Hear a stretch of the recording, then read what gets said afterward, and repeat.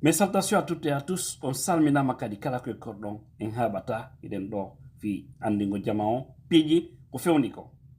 Haray ko yewtere politique wonde wadde hande kadi 100% e ko fewni ko non e o saay men do. Iden andi musibe wonandema o chronogramme mobe ebbi ko innete kon de tobbe sappo ko kañum CNRD e CEDEAO jodi kon yewti fimu ko hanuno kon wana ko benta kon o constitution mo woni windude ni ka CNT ko ndulewru robe jonnuno dernier délai o avril do wonno dernier délai fi andingo jamao haray ko windete ko der ton haray don gasi brouillon mon on sait que ko dum don non naboyete ka référendum tobbe wada den der ton si dum don validama si kañum constitution on non wawe gollitirede si yawoy ka référendum jonnon konko be enni be yitidino be jodi ke o yido be wadi do mission ji dududi e intérieur c'est que ka tiaemen e der lagine be yeyto be ari be enni be gollude e hino non programme jonna don plus tard ko le 30 avril haray fin don gasi kono don ni no eddi balde seedaaje e non information ji iwdi din hella ka CNT ton hay joni be faamu tirale pijidi wobbe no faala tandude piège wona mere sido mandi mori konde ko wadano ko arno tun ba innama be nabe ka duma ka CNT en yi gedali ko be wadi konton en yi piège mo Mamadi Doumbouya tandi on innugol ka charte mabbe wonandema e président CNT on ko président de la transition on no matamo kono baytum hari on say jama on mo kala no welti ko tawata kon no firta bay hayro den foy de ngandi ko fewndino e nangi alpha arano e hakkil yimbe buy innugol no donc piège hari kadi ka fuddon en be no holino mo seda kono o yebbo jamfa mijotodo jamfike ko e makko sakkitonta hande mi yal jamfi do ko foodi o yaay ha o luttira joni haray on constitution don ko andi gollon o programme be ni do 24 mois o wata latade dun non de ko stawi de kanyum Mamadi Doumbouya himo kalamu do e dum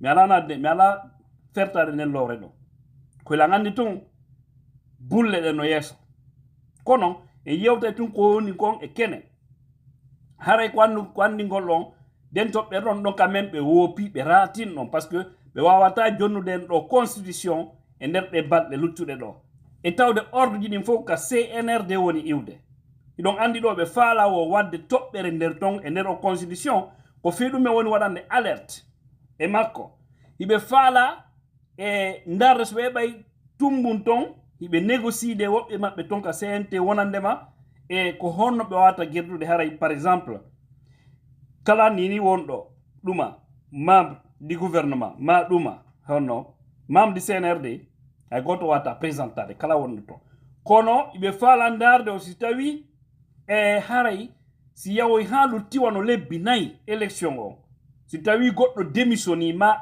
yaltika gouvernement maga CNRD so tawi on do no wawi artude wona candidat ko don be faala wadde piège on kono be sakkitoray bayru ko hunde votoytene ka référendum dum en waddo yey so tawi tumbe wadi dum don der ton on piège don dum ko be andu na hunde fejjoyende ça c'est clair na hunde fejjoyende parce que jama on me mobiliser jama on men conscientiser jama on me yetoto jama on ko woni kon der ton ko honnu doit votede ko honnu woni doit ka votede ko fi dum minata on beyde abonagol e page yime amen din menen wontulbe ben e yewtere laabunde e yewtere gonga e andingol ginembe ben ko fewndi kon haray wona argol wola tum fi wolugol continue abonagol yanyen page men on tijan la force do tijan la puissance ko di page do di jogiti e kala page di immobe amen go be andu don vraiment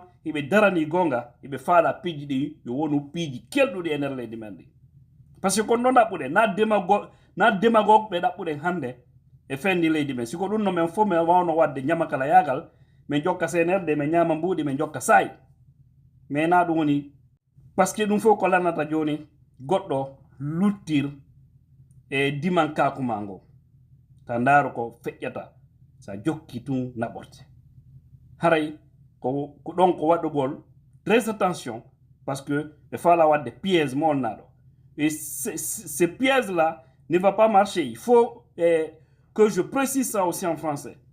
Nous savons qu'en réalité la constitution sur laquelle ils sont en train de travailler actuellement, normalement, on devrait nous produire le contenu à la fin de ce mois. Parce qu'ils avaient dit plus tard, fin du mois d'avril. Mais jusque-là, ils n'ont presque rien fait. Et ils veulent tendre des pièges pour dire que, à partir de là, c'est qu'ils veulent essayer de voir comment est-ce qu'ils peuvent rajouter des éléments pour permettre, par exemple, c'est-à-dire aux membres du CNRD ou aux membres du gouvernement, toute personne qui souhaiterait se présenter pourrait, par exemple, démissionner 4 mois avant, ou 6 mois avant, ou 3 mois avant. Mais surtout, l'info que nous avons, c'est par rapport au cas, c'est-à-dire à 4 mois. Vous voyez, c'est que là, quand tu démissionnes, tu n'es plus aux affaires, tu peux revenir pour te présenter comme candidat. Et ce qu'ils veulent faire, c'est si toutefois que Mamadi Doumbouya a la chance d'être là, je dis bien, s'il a la chance d'être là, d'ici les élections, il va démissionner bien avant les élections pour pouvoir se présenter. Mais il oublie que c'est une chose qui ne marchera pas. Et les membres du CNT, vous devez sauver la République. Ne regardez pas les intérêts des hommes. Regardez l'intérêt de la Guinée. Parce que nous allons bloquer ça au niveau du référendum. Inch'Allah, si vous tentez de faire ça. Ça, c'est clair. Tous ceux qui ont goûté à la transition, personne ne sera autorisé à être candidat à aucune élection en République de Guinée. En tout cas, dans cette transition, toute élection que la transition va organiser, ils ne seront pas candidats. Même s'ils démissionnent ou qu'ils quittent, on ne va pas l'admettre parce que ces pièges-là ne vont pas marcher. Que cela aussi soit clair. Voilà. Nous sommes les voix des sans-voix. Nous édifions les Guinéens pour qu'ils comprennent les pièges que ces gens-là veulent nous tendre. Faisons en sorte que nous ayons une constitution qui pourra servir des milliers et des milliers de générations après nous. De cela il s'agit. Nous sommes tous mortels. On va tous passer un jour. Voilà. Mais laissons quelque chose qui est propre à nos enfants. C'est de cela il s'agit. Arrêtons de trahir la nation là pour des miettes. Et aussi, affaire de RAVEC. Vous savez, ils ont dit qu'ils vont tirer le fichier électoral et suite au recensement qu'ils feront, c'est-à-dire le recensement de la population au niveau du MATAP, de l'état civil au fait. Mais voilà ici, mes frères et sœurs, pour vous dire que c'est paradoxal, pour vous dire que les gens là, ils ne sont pas du tout sérieux, hein? Le RAVEC qui doit prendre 13 mois, c'est 13 mois que le RAVEC doit prendre. Et dans le programme, normalement, le fichier électoral doit être concis, normalement, dans 3 ou 6 mois, à la rigueur. 6 mois. Parce que là, d'ailleurs, on nous parle de 3 mois. Et là aussi, normalement, ça doit commencer. L'établissement du fichier électoral doit commencer à partir du mois de juin 2023. Mais ils ne veulent pas tout ça. Ils veulent que tout cela passe au niveau du ministère de l'administration. Les hommes politiques doivent refuser ces pièges-là. Il faut qu'il y ait une institution indépendante qui n'est pas attachée au ministère de l'administration. Parce qu'ils ne sont pas sincères au fait. Sinon, il n'y a pas plus joli que ça, que le ministère de l'administration organise des élections en Guinée. Comme ça se passe d'ailleurs dans tous les pays sérieux du monde. C'est le gouvernement qui organise. Mais c'est s'il s'agit d'un gouvernement responsable. Et non pas des personnes manipulées qui sont là, qui regardent les noms des gens, qui regardent l'appartenance de ceci, cela, c'est-à-dire qui disent que c'est nous qui allons décider qui doit diriger et non pas le peuple.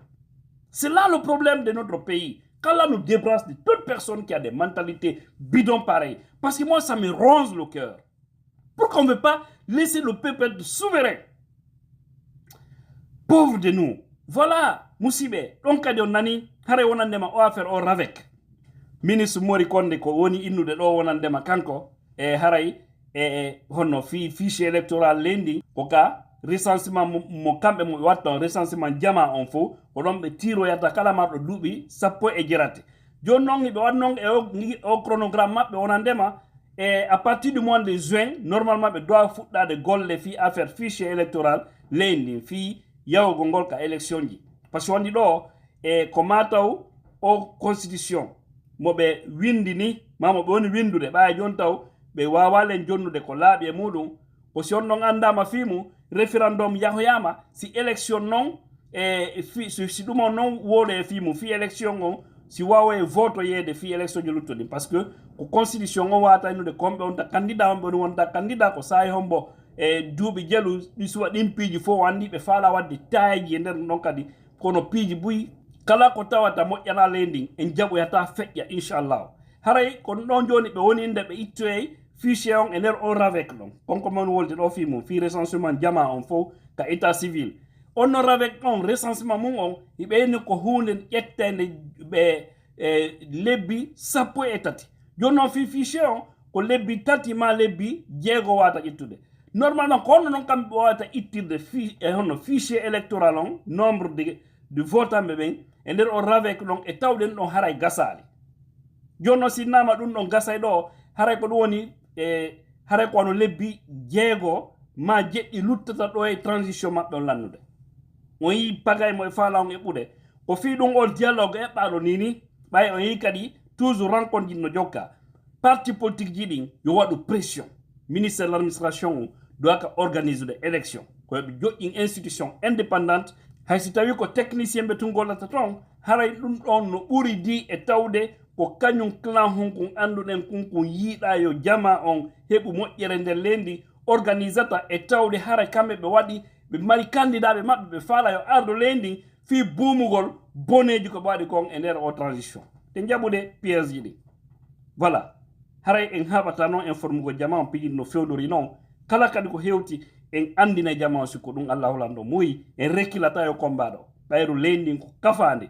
en faala ndu woni leydi nunɗundi e tawatare mo kala wawa mantorde tappa ɓerna mo inna komi guinéen hara wawa tonde ɗum ko kala ko hikkorɗa e nder aduna allah on ko ɗum faalare ko nden moƴƴere faalde leydi men ndi joni noon kañum premier ministre on e religieux ɓen e parti politique ji ɗin société civile on ɓe tummodiri kadi e kesuma no andirɗon noon kono e toujours hay fus fayda buusali par ce que jonta préalable ji ɗin parti politique ji e société civile ko haldi kon wonandema préalable ji ɗin c'est que ko accutugol yimɓe nanga ɓe hoore fenade ko selugol affaire justice contre yimɓe hoore fenade ko waɗugol feere yaltuɓe ɓen e hoore tawde ɓe cukka e hoore fenade ɓen noon kadi no artira ko maɗi ɗin ɗon piiji fof ta laɓɓine few so ɓe wawa noon jooɗodade e cnrd on e gouvernement on yewte noon fi affaire transition en tant que no waɗali fus wawata wadde o andi ɓe jonnano lewru suuma hen ɗum fof kono ala ko religieux ɓen waɗali ala ngal ɓe rewali